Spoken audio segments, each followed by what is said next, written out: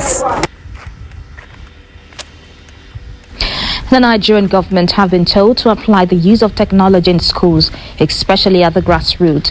The international community, civil society organization, and education experts said this in Abuja at a roundtable on the integration of digital skills and drug abuse prevention into Nigeria's secondary school curriculum. It's the condition where our students in Nigeria, in rural areas, have access to education, and in the coming future, access to digitalization, because it's the future. They cannot be excluded by this. This village at the end will not only will become more poor, but will disappear.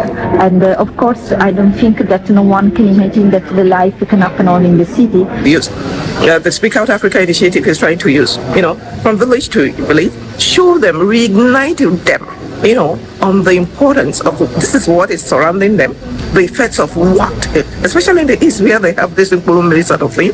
I think it will help a long way in universities and other schools. That's why it's important for them to put it in schools for us to be able to notice, to be able to stay away from drugs and the kind of effects it can have. Like the effects, for example, the kind of effect they gave on that it can have mental effects. That is, some people are mentally deranged because of this particular drug abuse.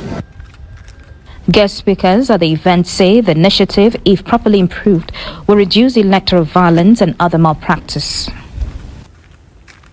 So this has a nexus, a connection with curbing and drastically reducing electoral violence and the use of youths, the gullible ones, to use them for perpetuating electoral malpractices and violence. Because most of these people, of course, is very rare to see someone not under drugs, going extreme and doing so many things, So these things will make them to distance themselves from drug taking, and by that time they will be making rational decisions.